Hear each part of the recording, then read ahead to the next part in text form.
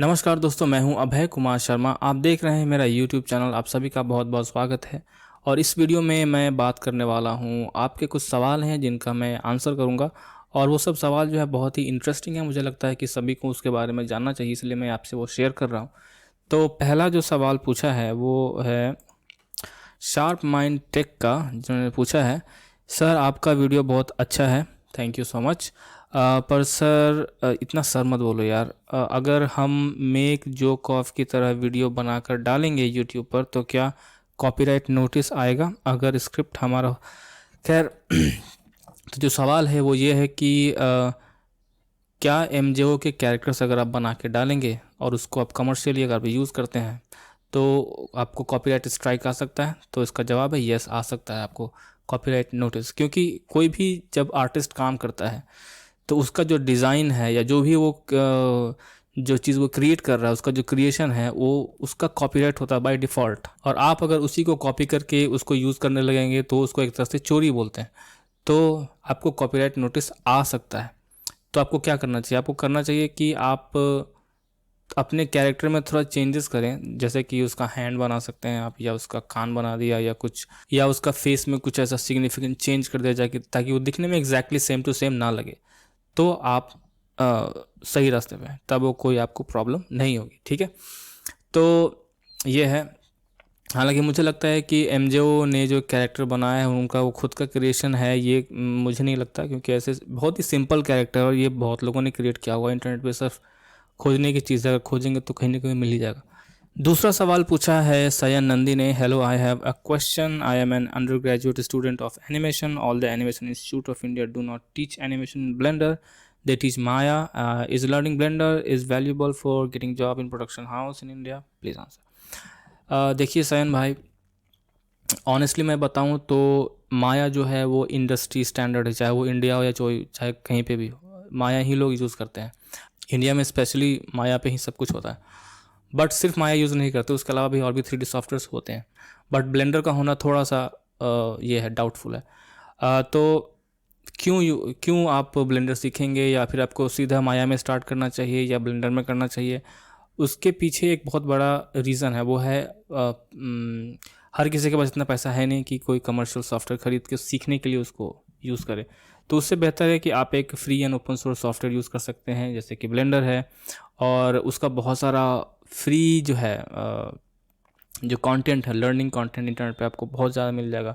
आप उसको सीख करके आराम से जो भी आपका पैशन है, जैसे मान लीजिए स्कल्पटिंग में आप कुछ करना चाहते हैं, आपका स्कल्पटिंग बहुत स्ट्रांग हो जाता है ब्लेंडर में। ठीक है, करते करते करते करते आप ब्लेंडर में स्कल्पटिंग बहुत अच्छा करने लगे। ठीक है, दूसरी तरफ मान लीजिए कि कोई एक स्टूडेंट है जो माया सीखता है किसी इंस्टीट्यूट में जाके, और वहाँ पे वो इंस्टीट्यूट में तो खैर हर चीज़ सिखाते हैं तो उससे कोई मतलब नहीं है। तो मान लीजिए वो वहाँ पे गया तो सिर्फ सॉफ्टवेयर के आधार पे जॉब नहीं मिलता किसी प्रोडक्शन हाउस में, ये मुझे मालूम है।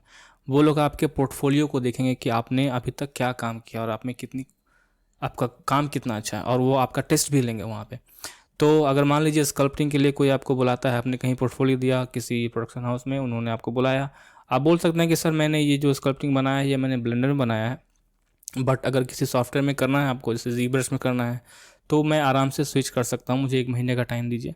अगर उनको आपका काम अच्छा लगेगा तो वो आपको 1 महीने का टाइम दे सकते हैं, और आप 1 महीने के टाइम में ZBrush सीख भी सकते हैं। ठीक है, तो वो कोई बड़ी बात नहीं है। लोग जो है सिर्फ सॉफ्टवेयर के आधार पे आपको काम नहीं देंगे।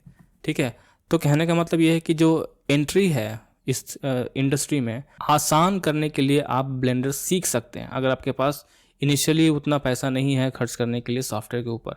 हाँ, मुझे ये मालूम है कि इंडिया में ज़्यादातर लोग जो हैं वो सॉफ्टवेयर खरीदते नहीं, वो पायरेट करते हैं।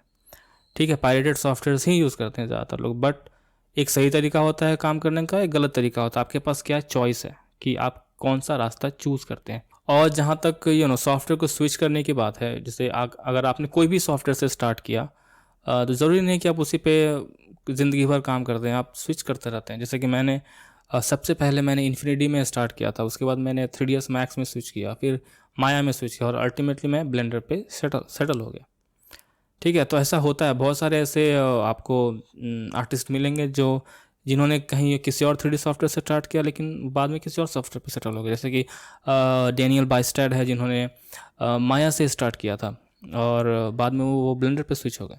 तो ऐसे बहुत सारे आर्टिस्ट हैं जो स्विच करते रहते हैं, जैसे कि ये ज़रूरी अगर बहुत ज़्यादा आपको एक्सपीरियंस हो गया तो दो दो सॉफ्टवेयर भी सीख सकते हैं, जैसे कि मान लीजिए माया भी जानते हैं, हुडीनी भी जानते हैं, ज़ीब्रश भी जानते हैं। तो ये कोई फिक्स चीज़ नहीं है। आप पहली बार जब सीखेंगे 3D सॉफ्टवेयर तो आपको वो डिफ़िकल्ट लगेगा, चाहे आप कोई भी सॉफ्टवेयर सीखें, क्योंकि जो कॉन्सेप्ट होता है 3D का वो सेम ही होता है। बट दूसरी बार अगर आप सीखने के लिए जाएंगे दूसरा कोई सॉफ्टवेयर 3D का तो वो आपको ईजी लगेगा। आपको सिर्फ टूल्स मैच करने होते हैं, आपको बस आइडियाज़ जो है वो ट्रांसलेट करना होता है कि इसमें कैसे होता है बस। तीसरा सवाल है फ़िरोज़ आलम का। अभय भाई good morning, good evening. Is sculpting is really necessary for making realistic characters? If it then make a video on sculpting and make any cartoon like। इन्होंने एक पिक्चर दिया है एक कैरिकेचर का, ठीक है। तो क्या रियलिस्टिक कैरेक्टर्स बनाने के लिए स्कल्पटिंग की ज़रूरत होती है, जो मतलब नेसेसरी एकदम आवश्यकता है उसकी? ऐसा नहीं है, क्योंकि स्कल्पटिंग बाद में आया है, ठीक है। इसके पहले भी, स्कल्पटिंग के पहले भी लोग बहुत ही रियलिस्टिक कैरेक्टर बनाते रहे हैं। देखिए रियलिस्टिक कैरेक्टर कहने का मतलब क्या होता है, ये भी एक बड़ी चीज़ है जिसको हर किसी का डेफिनेशन अलग अलग है। अभी तक मैंने कोई भी रियलिस्टिक कैरेक्टर देखा ही नहीं है, सच बताऊँ तो। क्योंकि जब भी कोई कैरेक्टर आप बनाते हैं और जब वो एनिमेट हो, आज तक कौन सा फिल्म है जिसमें आपको जो 3D कैरेक्टर है वो दिखने में बिल्कुल रियल लगा हो? मुझे नहीं दिखा आज तक। मैं देख के पहचान जाता हूँ कि हाँ ये जो कैरेक्टर है ये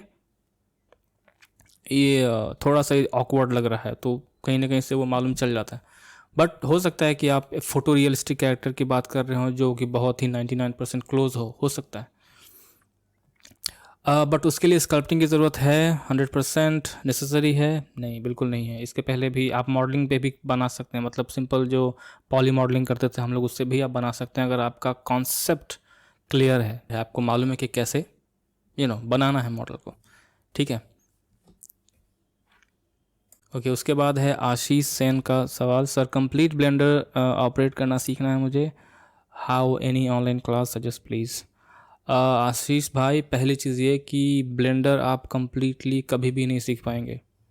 इनफैक्ट कोई भी 3D सॉफ्टवेयर नहीं सीख पाएंगे आप कभी भी, कंप्लीटली 100% सीखना मुश्किल है, मतलब नामुमकिन है, क्योंकि सॉफ्टवेयर जो डेवलप होते रहते हैं, ठीक है, उनमें नए नए फीचर्स ऐड होते रहते हैं। इवन उसको अगर आप छोड़ भी देंगे ना तो भी एक सॉफ्टवेयर को कम्प्लीटली सीखना बहुत ही मुश्किल है।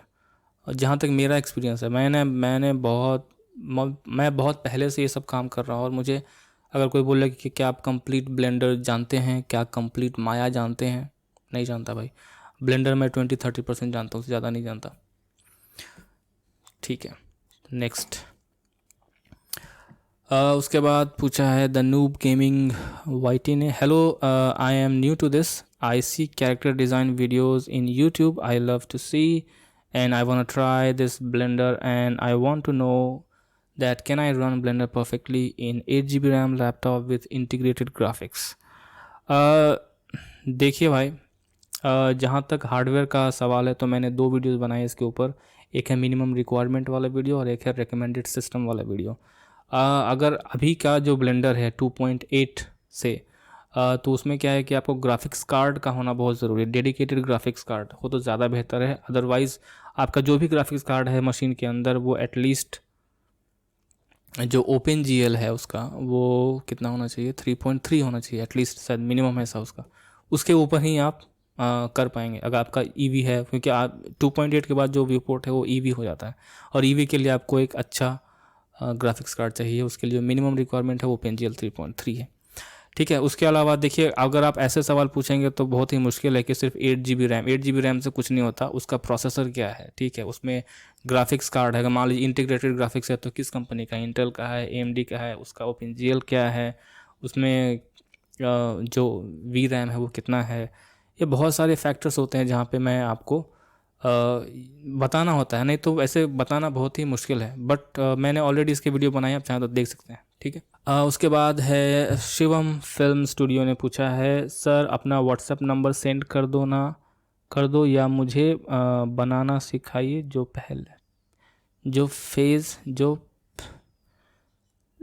जो पैसे लेना हो ले लीजिए सर, माय नंबर। और इन्होंने अपना व्हाट्सएप नंबर शेयर किया है। तो शिवम भाई देखिए क्या है कि पर्सनल कोई भी चीज़ें आपको ना मांगनी चाहिए और ना इंटरनेट पे शेयर करनी चाहिए। आपने अपना नंबर यहाँ पे डाल दिया, जो कि मैंने यहाँ पे हाइड कर दिया है, क्योंकि ऐसा आपको करना नहीं चाहिए, ठीक है। और जहाँ तक मेरा पर्सनल नंबर लेके व्हाट्सएप को लेके आप क्या करेंगे, मैसेज ही करेंगे ना, ठीक है। तो मैसेज तो आप यहाँ भी कर सकते हो, उसमें कोई दिक्कत नहीं है। और पर्सनली ऐसे सवाल मत पूछिए जहाँ पे मैं आपकी हेल्प नहीं कर सकूँ, चाहते हुए भी मैं आपकी हेल्प नहीं कर सकता, क्योंकि मेरे पास इतना टाइम नहीं है कि मैं किसी को पर्सनली बताऊँ, ठीक है। So I am sorry for that. तो भाई लोग, आज की वीडियो में इतना ही। Thank you so much for watching this video and I will see you next time. Bye bye.